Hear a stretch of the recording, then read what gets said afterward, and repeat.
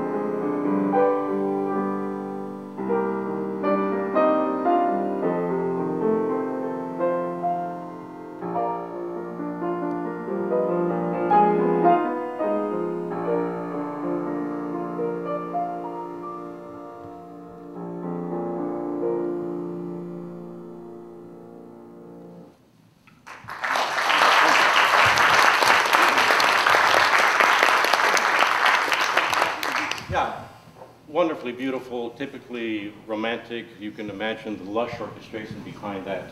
I would like to kind of just look at a little bit of the concerto in the first movement, just to see the kinds of things that Rachmaninoff was doing. I don't want to take a whole lot of time with this, but just to kind of give you a sense of where Adamsell was coming from when he came to do his own piece. Again, the first movement will follow that form of exposition where you are presented with two themes, And then there is a development section where you are expected as a composer to do something interesting with the themes, not merely just repeat them, because anybody can do that.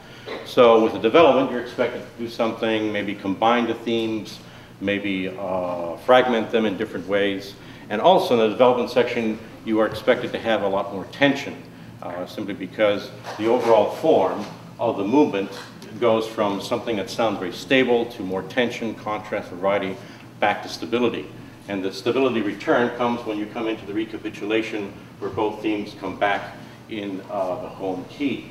So Rachmaninoff pretty much follows this pattern in the exposition for this second piano concerto. He starts it out actually as an intro with the piano. And this is something that was, relatively different from most concertos because essentially it was the orchestra who always started out with the melodic material. So again, you get that symbolism of the artist, symbolized by the piano, starting the material itself, or I should say starting the whole music with these kind of ominous chords.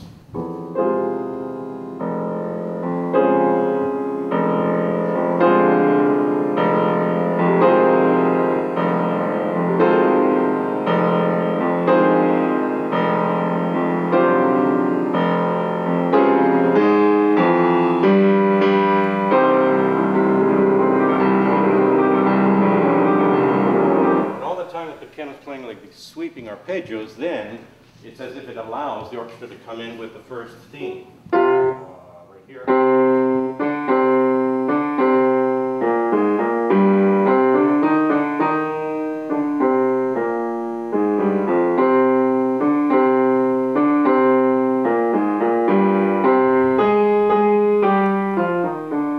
But all the time the piano is doing,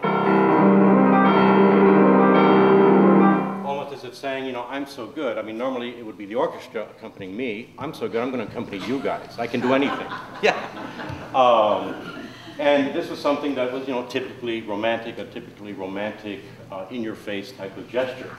After you get these ominous chords, then of course you have the first theme comes in, very majestic sounding, very noble with the orchestra. The piano kind of accompanies, and after this you have the